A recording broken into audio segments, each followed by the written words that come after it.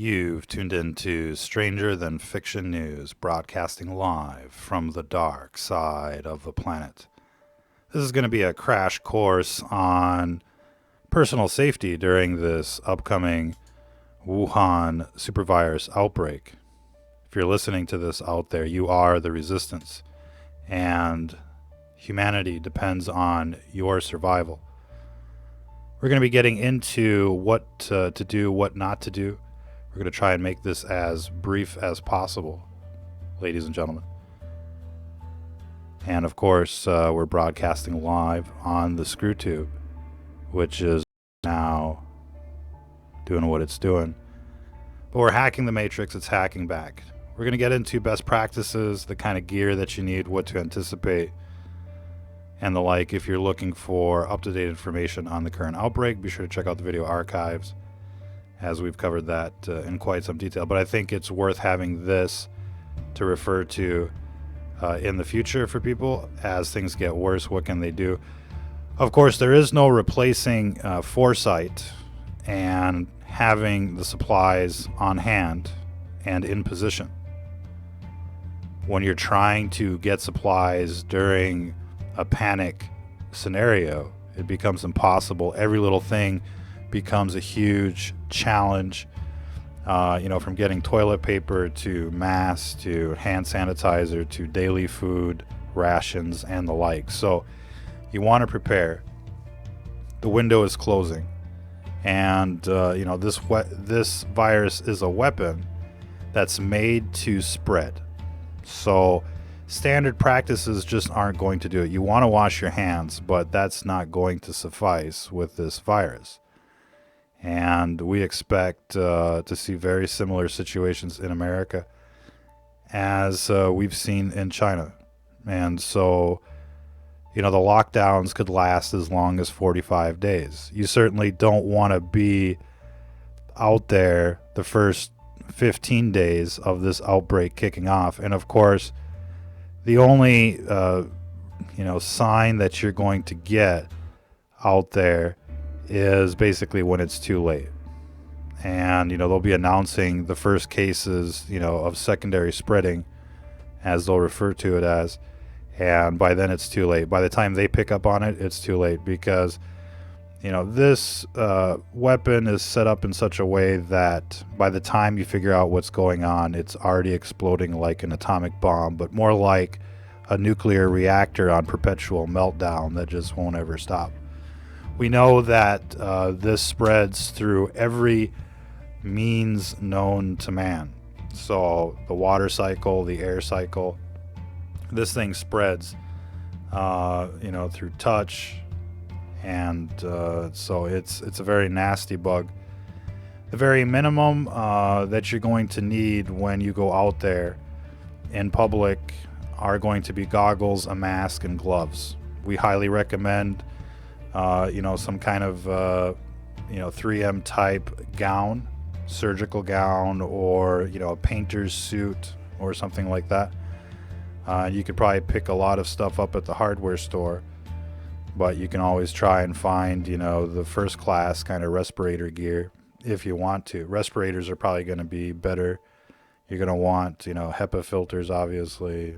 N99 is probably better than N95, but it's better to have N95 than just a surgical mask.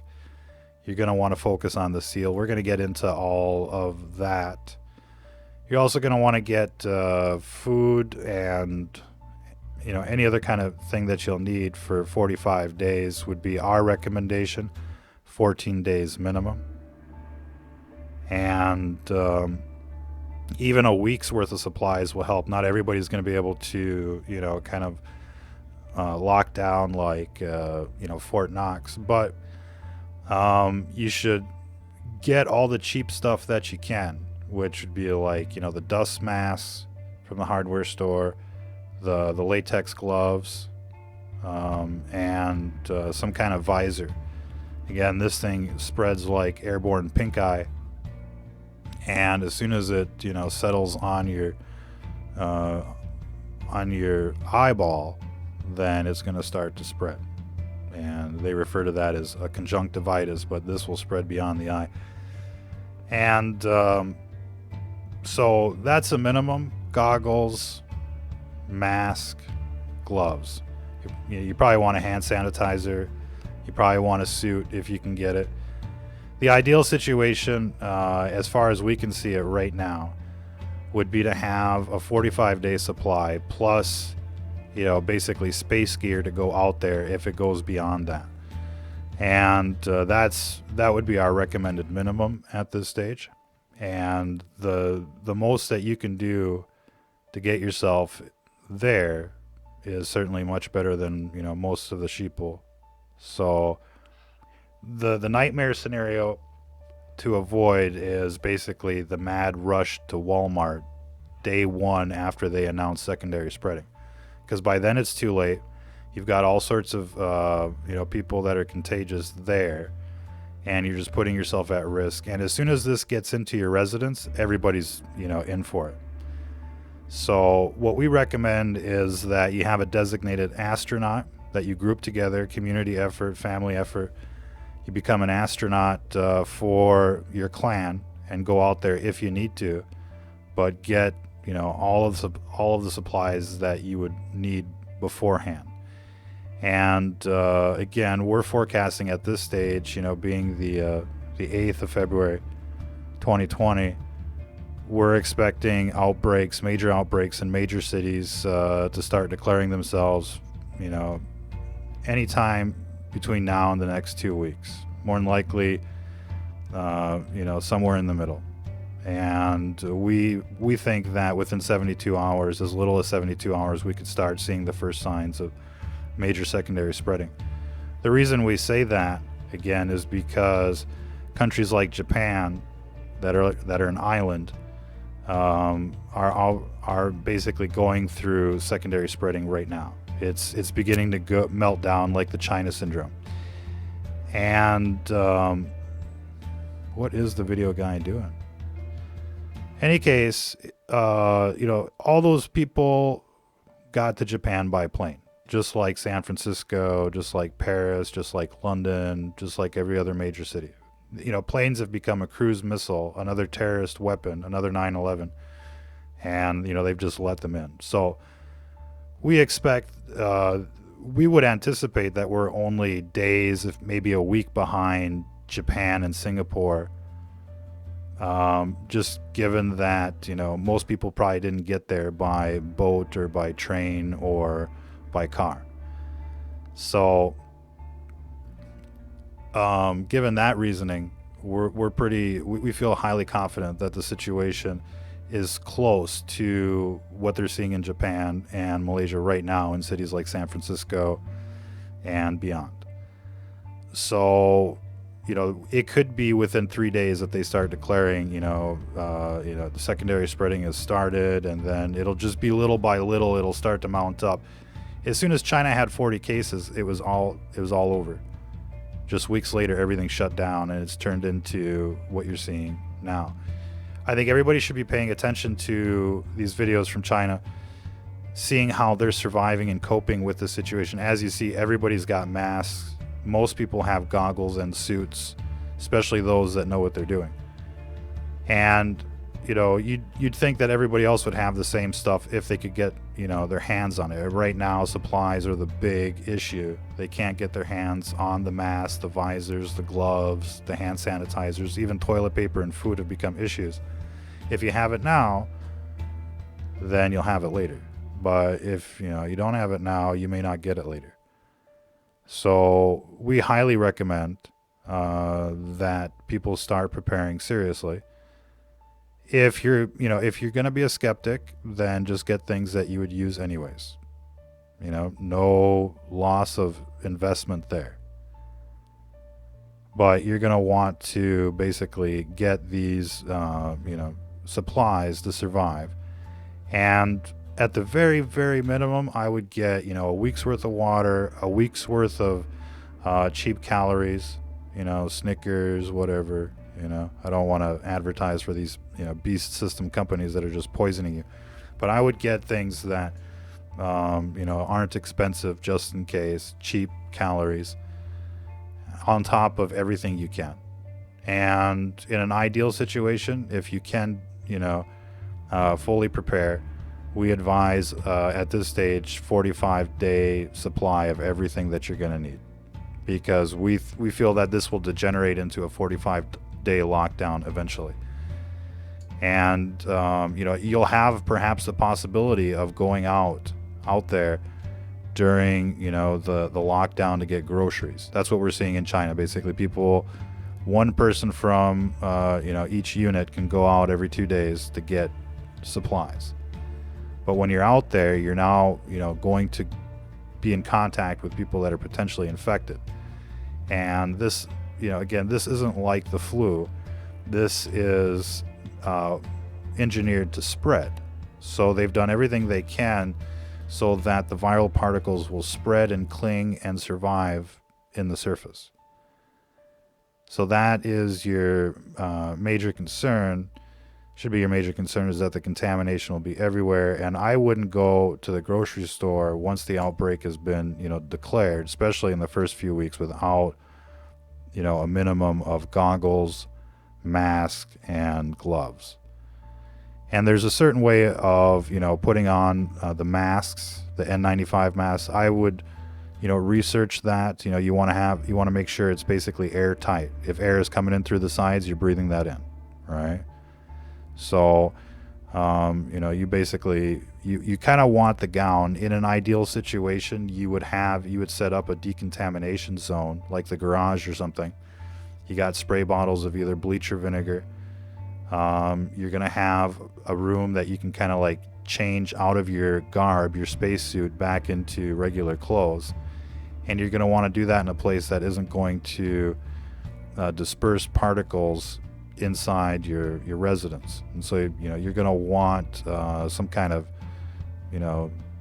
garage or something if you can do it. And you're really going to want to be obsessive compulsive about everything you touch. Now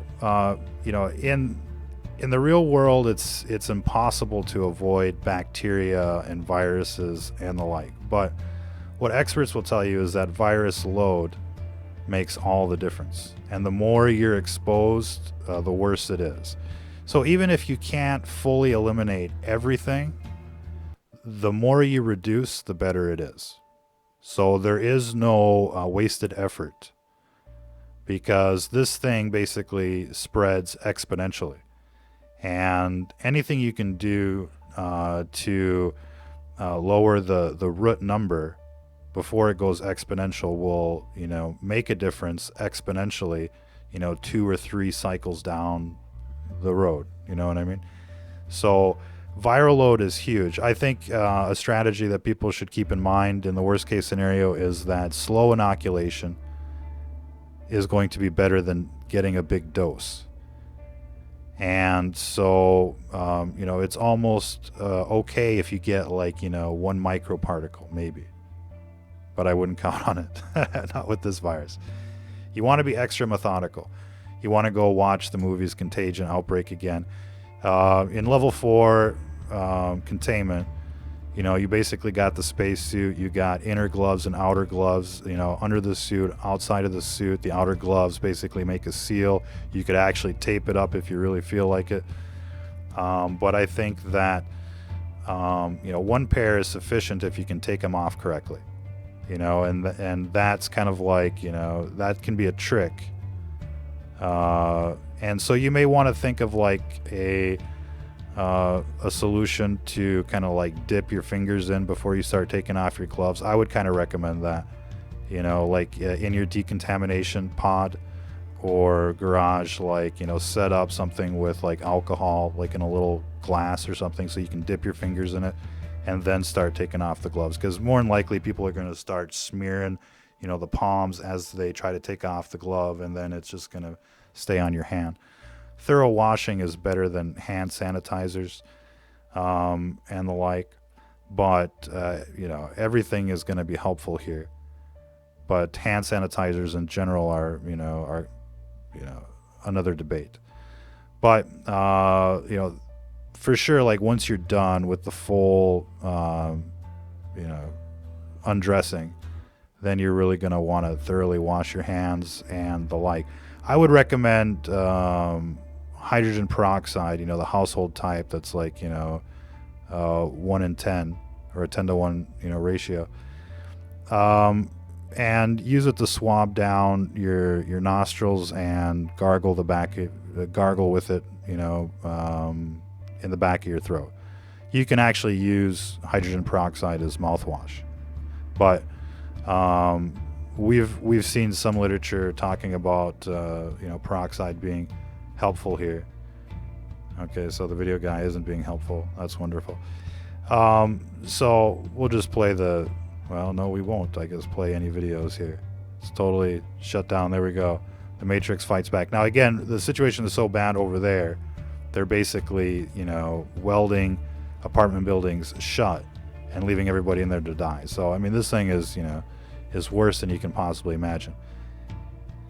But again, I would include kind of like a swab of the back of the throat and the nostrils when coming back from an expedition in the post-apocalyptic world. And basically what the virus is looking to do in the initial stages is to nest and grow. And it'll usually do that in the upper respiratory tract somewhere, usually the nostrils and usually the back of the throat. And then gravity kind of does the rest, or the in and outs of respiration kind of does the rest to help it kind of spread throughout the nasal cavity back around to the back of the throat. And once it lodges in the back of the throat and it's kind of outgassing viral particles in the back of the throat, then it inhales deeper into the respiratory tract. So in the worst case scenario, say you get like a slight exposure, then I would go that route for further decontamination. That isn't something that you're going to want to do regularly, because it will dry out, the nasal passages, for example. But it is kind of like a backup kind of thing that you could probably deploy.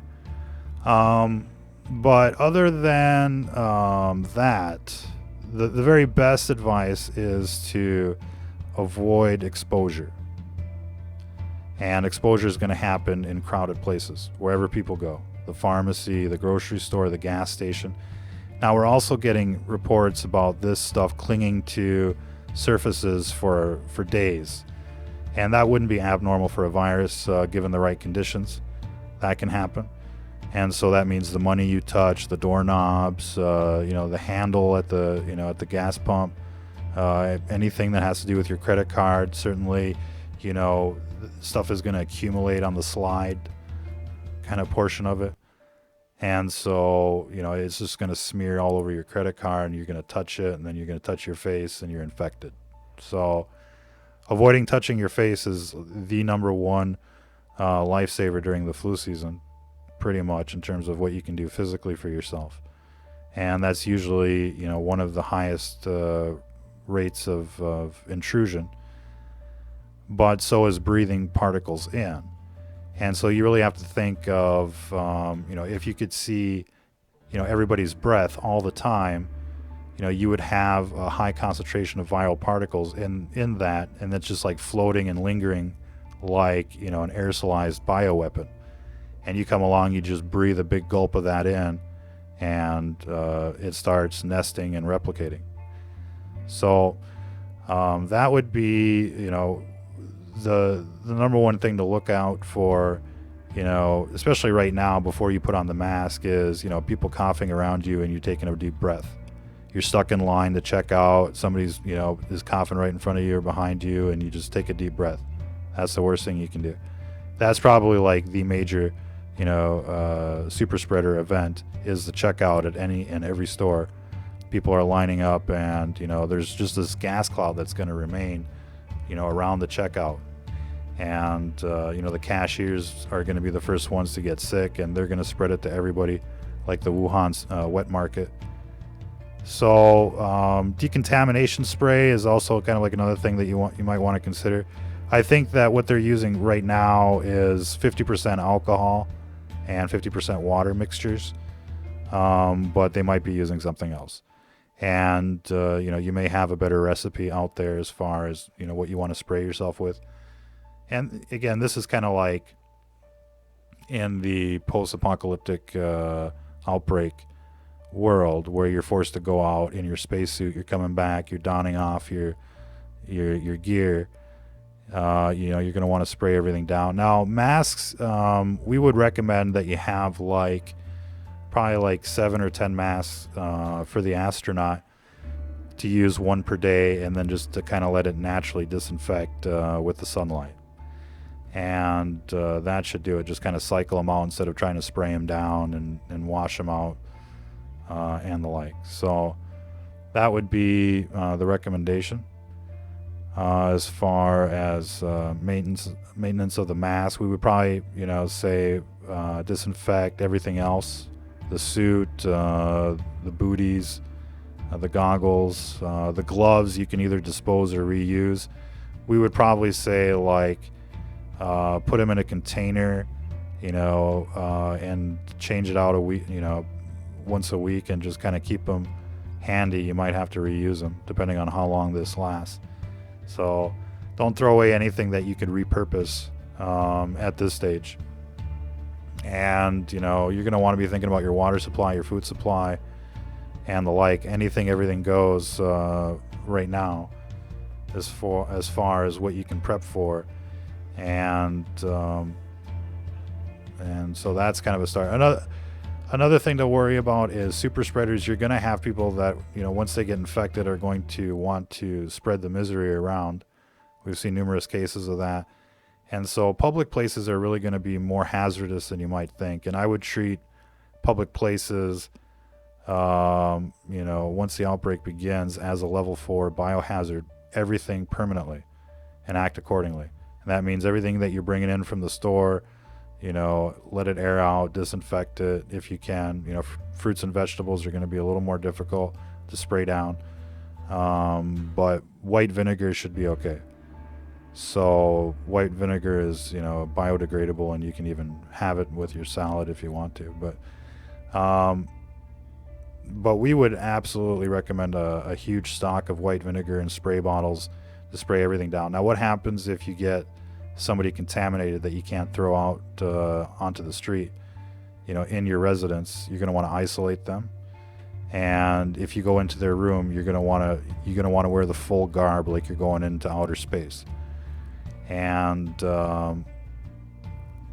just, do everything you can for them, but keep them in that room. Don't let them come out and cough on everything and all that stuff. You got to give the room service and isolate them, and wear the garb if you come into the room to interact with them, the full garb, like the movie Outbreak, as close as you can get to it, And so, again, right now there's a lot of budget kind of stuff you can pick up at the hardware store. You can get the painter's kind of outfit, probably for like $5 or $10. The masks, some pretty decent N95 masks for, for I don't know, $10. But the thing to remember here is that, having even this gear, as seen on the right, doesn't make you a super soldier.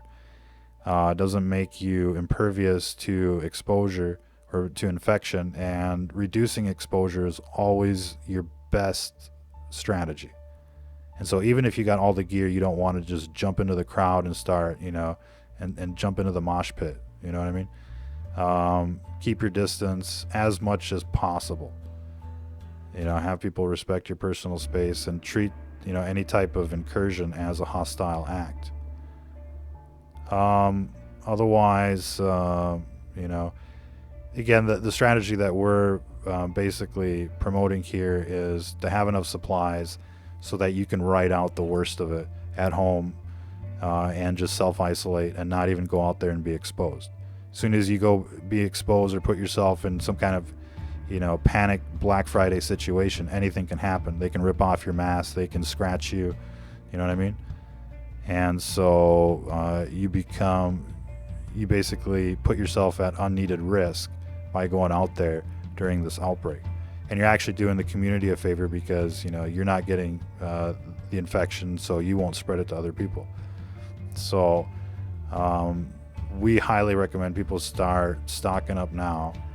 And 45 days is a target. It could be plus or minus 15 days in theory, but 45 days would be kind of like what I would set at a minimum to make sure that this thing is burnt out.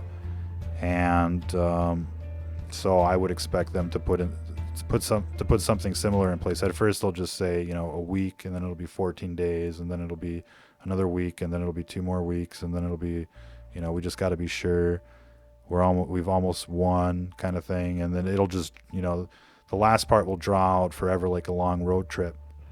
And so you want to kind of stock up and have anything and everything you can, medications, first aid, don't forget to load up on the soap, the sanitizer, but especially like bio-friendly disinfectants like white vinegar, stronger the better. And especially in the case of like you're dealing with somebody that gets it and you're stuck with them, just isolate them again. If you go in there, wear the gear and keep disinfecting everything, including the air, and manage the airflow. You hear about negative pressured rooms so that the virus can't escape, right? Well, if you have a reverse of that airflow, then all of a sudden, the virus particles are coming in to your location, So they could be in a bedroom, they got the window open, you open up a window in the kitchen, and all of a sudden you got a draft blowing stuff into the living room. That's a problem. So, so you gotta really be thinking about that. Even being downwind from the neighbors that are sick could be an issue. And, you may have to close off windows on that side of, the house or whatever, or the apartment. And, it's, there's going to be situations that are going to be difficult to manage. But the more you can simplify the equation, the better it is. And as soon as you step outside that door and you go into you go to the grocery store, or you go to the liquor store or whatever, I mean, you don't know what's going to happen, because it's not going to be like a regular day out there, especially after, the crisis and the panic sets in, and you got all the sheeple that don't have supplies, and there's no supplies to be had. As soon as they know you got supplies, you're in trouble. They see you leaving your house, all happy with your spacesuit, you're a fucking target. So you don't want to be, you're going to want to be kind of like James Bond as much as you can. And the best thing is, out of sight, out of mind. You start running around out there with your spacesuit with a smile on your face while everybody's like, hasn't eaten for 2 or 3 days. You're going to get what's coming to you. So, you know what I mean? So our advice is to stock up now. And imagine, you're just going on vacation for 2 months. Everything that you would need, double check and the like. You're probably going to want to think about, security more than ever, because, there will be a lot of desperate minds out there. I mean, there's already a lot of crackheads out there breaking and entering just for their next fix. And, you'd be surprised what people are willing to do to survive. I mean, they'll eat each other. And so you don't want to be in that position. You don't want to be in that, frame of thought. And just one day without eating is going to mess up your world, and everything will become more difficult and more difficult and more difficult. And it'll be like, the downward spiral. And eventually you'll be like, oh, I don't care. I'm not going to make it. And, you can think about that right now and say, well, it's pretty much avoidable if you can prepare. What we should be, feeling bad for all the people that don't have the means to prepare, or that, are basically stuck in an apartment somewhere, because those things are going to be a death trap. Apartment buildings are going to be a death trap. So if that's why we're saying, you should start strategizing with, your network, and start thinking about, okay, is there some kind of, crystal palace that you can go to ride this out, because that's going to be better than being in an apartment building. Case after case, this thing just jumps next door. for various reasons. And so they just say hi or whatever, and that's enough. So distance is key. Low population density is key. Getting out of the city is key. Reducing your exposure to EMF is ultra important. And everybody's so addicted to their phones, and it's frying your white blood cells. And so the less Wi-Fi, the less 3G, 4G, 5G, the better it is for you and yours. And so we recommend ditching the smartphones, getting an Ethernet cable and plug it into the router, and get a long cable, have it look ugly, deal with it, it's okay. It's not the end of the world. It's safer that way. And if you only knew how this stuff was frying you, that would have been done ages ago. But otherwise, you're not going to be able to count on anybody in the physical world except yourselves when things turn bad out there. Most people aren't going to come out and help you, and even if they do, that could be a huge risk. You don't want to invite people over. Once you decide to go into quarantine, that's it. And the rest of it is not your concern for the most part, unless you can be extra ordinary when it comes to entering a level 4 hazard. It's not worth it. And the best thing that we can do for people right now is to let them know. Once the panic sets in, once the Black Friday sets in and everything sells out, there's nothing left, and there's going to be the haves and the have-nots once again when it comes to basic necessities and tools for survival. There's not going to be room for there's not going to be room for those that aren't prepared. Not really, unfortunately. I mean, look, it's a very difficult debate. Everybody wants to be compassionate. Everybody wants to help everybody. But we have no doubt that there's not going to be enough supplies for everybody. We have no doubt that, this is going to be an extraordinary event. And, there's just nothing you can do to replace preparedness, being prepared at this stage. Nothing is going to replace that. There's no money that's going to buy the masks when they're all sold out. There's no money that's going to buy the food when it's all gone.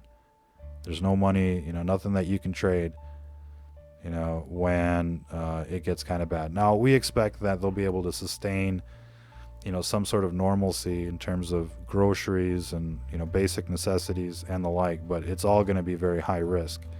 And even if the Walmart stays open and the hospital stays open, it's going to be high risk.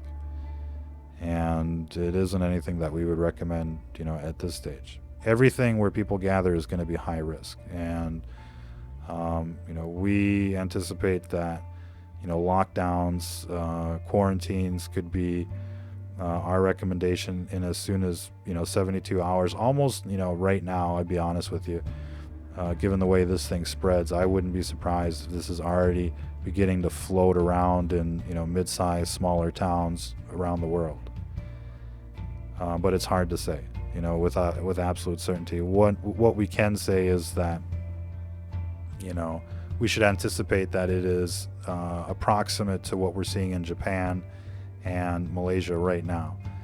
And if it's a little behind that in terms of its schedule, that's probably as reasonable as you can expect at this stage, which means that it's already getting risky to go out. And as soon as people figure out what's going on, it'll be the China syndrome. Everybody will be pretty much infected. You see the videos of people cramming the hospitals. They've all been infected. They're there because they're infected, and it's too late. So that's why we're spending time talking about this. And at the we've been saying pretty much from day one of this coverage, little by little, people should be getting supplies, things that they'd use anyways. No harm, no foul if you don't need them in an emergency situation. But you should already be somewhere near your goals as far as where you want to be right now. But if you're not, you need to make up for lost time. And again, we recommend a 45-day supply for the lockdown. And maybe it'll be less, maybe it'll be more. And there's nothing that anybody can really do if it's more than that. But you'll know that you'll have to go out there, and it'll be a hot zone. And so you're going to want protective gear. So we recommend, getting the, as much level 4 containment, medical, kind of gear or the equivalent at your disposal. And we recommend to pay attention to, what they're doing out there in China as far as, trying to cope with the situation, because it's like looking into a window in the future. And we can also see the mistakes that we don't want to repeat. We don't want to try to be escaping when it's too late. If you're going to exit now. If not, then prepare to ride out the storm. But do something. Don't be the sheeple out there that once, the CNN announces that there's secondary spreading in 4 major cities and blah, blah, blah. By then it's too late. I mean, everybody's screwed that doesn't have supplies if they're out there trying to, just get their basic needs met. You'll never make it. Now, that doesn't mean that everybody that's exposed is condemned, but we don't know the actual death rate at this stage. What we do see is highly disturbing. People dropping dead, everything barricaded, closed down. So, these videos that you're seeing here, we expect something similar, American style. We've talked about their containment versus what we expect our containment to be, which means that, potentially this virus is going to be worse in America than it is in China. Simply because, we got more diabetics and we got people that aren't as ready to lock down. And so, it's hard to say how bad it'll get. Right now, the best thing that we can recommend is 45-day supply of everything, plus the space suit, plus learning a thing or two about, what you're up against. And if that requires watching the movie Contagion, then do it. If that requires watching some videos on how to properly wear a P45 mask, then do it. But, if you think you're just going to go out there with the nurse's mask and it'll be okay, chances are no, that's not going to work. And these people would be wearing something better if they could get their hands on it, like the other dudes. I mean, you see a difference between the dudes that have like all the gear and the people that are just basically wearing a tampon on their face, and it's not the same thing at all, So the more you get to prepare, the better. And look, chances are this thing is going to be a recurring virus, and so. If it doesn't come into your neighborhood this time around, it'll probably come into your neighbor next winter. And so this gear will be handy regardless. And this may be the new norm, as far as we know, that you're going to have, occasional lockdowns and kind of like, emergency kind of bulletins saying that, there's a suspected virus in town. So... I think the $20 or $40 that you might spend on, the bare minimum is probably worth it in terms of protective clothing. And as far as food and water and medicines and the like, stock up what you can afford. And if you're lucky enough to be able to get, 45 days worth of gear and not have to go out, then that's what we recommend. Because every time you go out during this outbreak, whether it be to work or whether it be to go to the grocery store or to the gas station, you're putting yourself at risk and everybody that comes into contact with you at risk. And this thing isn't a joke. If it was a joke, we wouldn't be seeing this many videos of people dropping dead in body bags and incinerators and the like. And so now we just got to deal with it, I think people should be past wow by now, but if you're not, that's understandable too. I mean, this is pretty surreal, especially for older people. They just can't believe it. It's the end days. And the Bible, tells you, be prepared. Don't be, like the ones that didn't have the oil in their lamps. Be prepared. But look, regardless, this is a very surreal situation. And it's understandable that people are still kind of in denial, reticent, dragging their feet, or even panicking. But those kind of things are your biggest enemy in emergency situations. Panicking and second guessing yourself. You really just gotta run for it people are chasing you down and the bullets are flying. You really got to go through it like that in emergency situations. But the more you're prepared, the better it is. And you have to know that every plan, nothing will go according to plan. No matter what you plan, no matter what you do, especially with a weaponized virus. It's made to evade, right?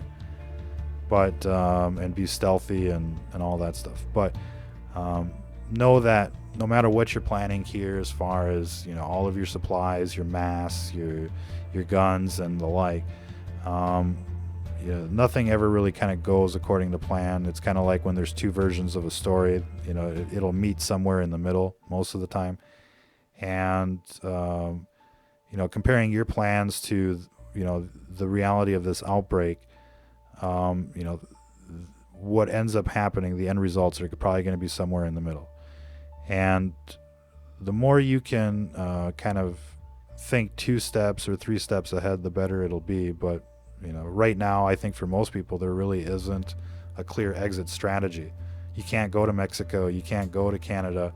Everybody's going to get nailed. The only strategies that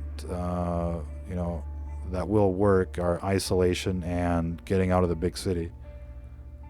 But just trying to cope in the big city like nothing's going on and just going on the subway or the bus or whatever, you're just done.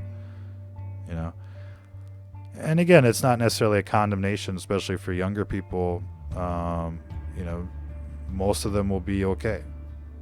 But for those with pre-existing conditions, it's going to be difficult. And when supplies run out, it's going to be more difficult. And it'll be better for the entire country if there's less people, trying to slam the emergency room, trying to get the meds, for life-saving, intervention. So regardless, this is not only a must kind of strategy for yourselves, but also for your community and for the country as a whole, if it's going to survive. The less we stress the system when it's going critical, the better. And so the less people we have slamming the grocery stores, the less people we have slamming the emergency rooms, the better. And of course, if you are, if you do get contaminated, which is going to be most people out there, self-isolate and manage the inflammation as best you can. That's what really starts sparking off the damage.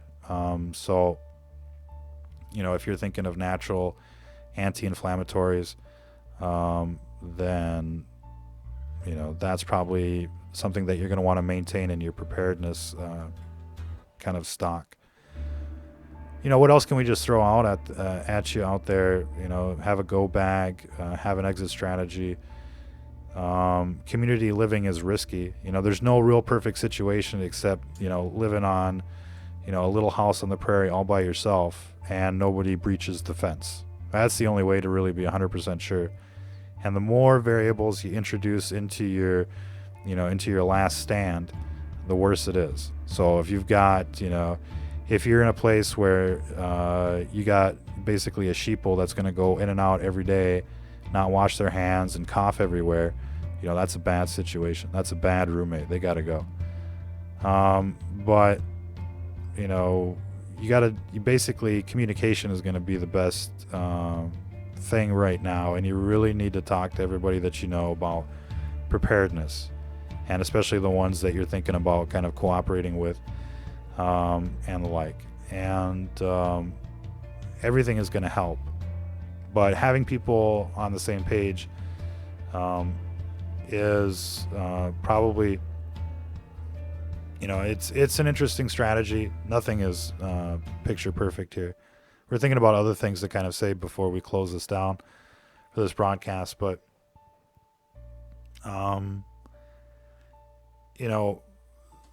everyone is going to be at risk from this virus.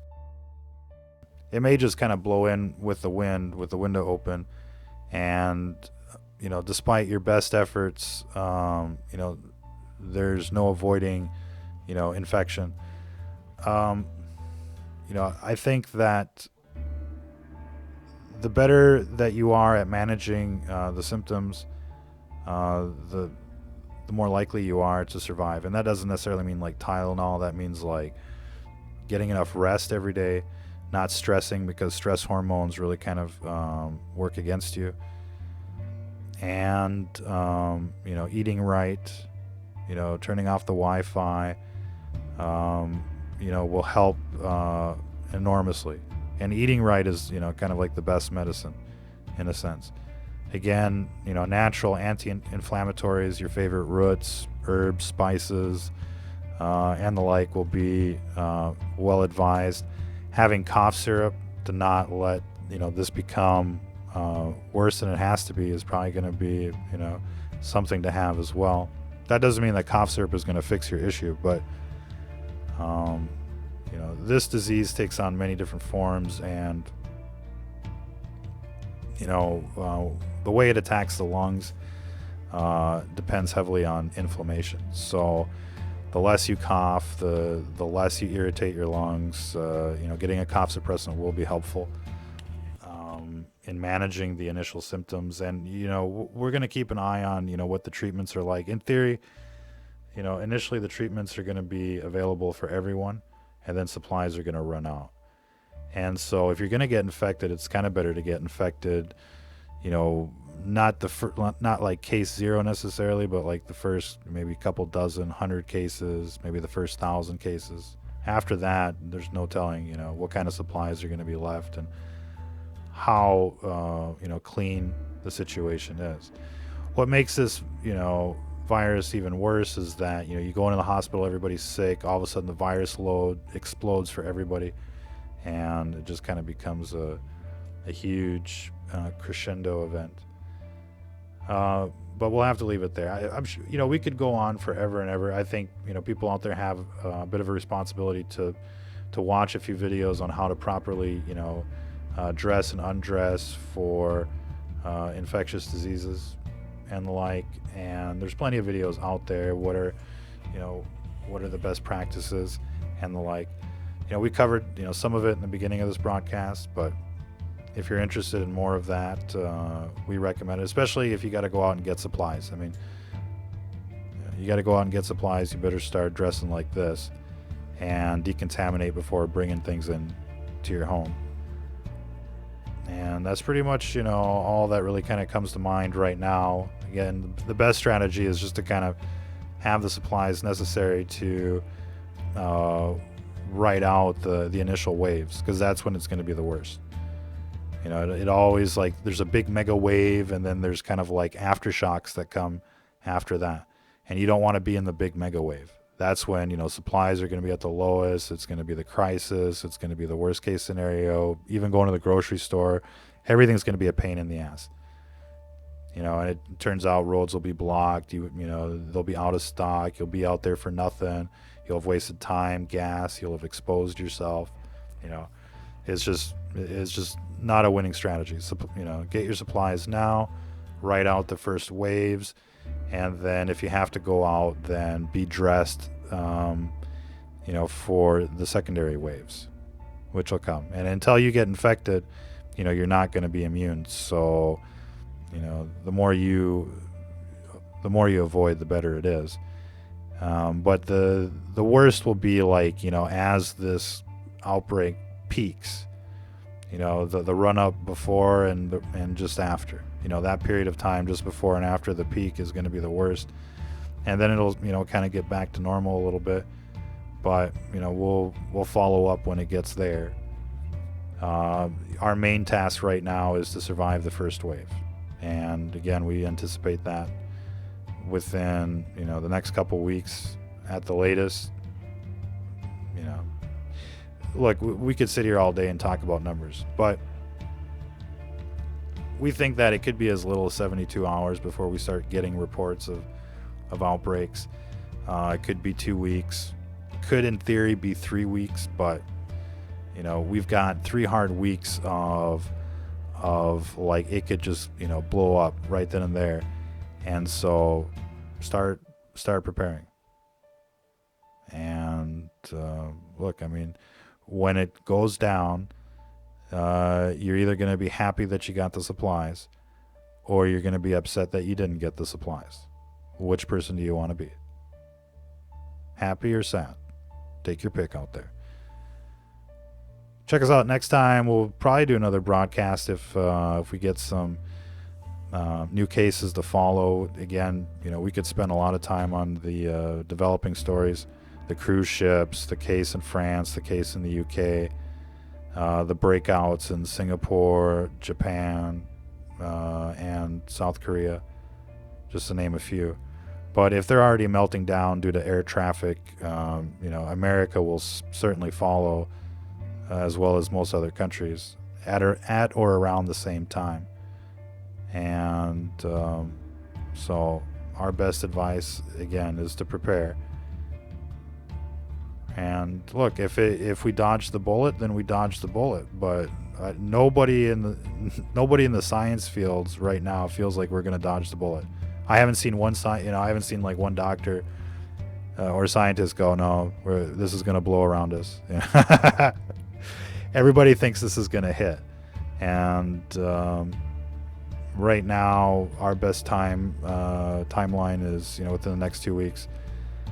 So probably a lot less. We're probably talking days, not weeks at this stage. So go get your gear, get your ammo, get your booze, get your food, get everything you're going to need, for as long as you can. Up to 45 days would be the recommendation at this stage. I mean, you'll be sitting real nice compared to everybody else if you got 45 days worth of supplies and you can ride out this storm. Most people will not be this lucky. And if you've got the opportunity, do it. If you don't, then start thinking of what you can do. But if you're in a situation where you're stuck in the city and you're broke, life is tough enough as it is. So what's a virus going to do to you? All right. We'll have to leave it there for this broadcast. Till the next time, ladies and gentlemen, if you're listening to this, you are the resistance.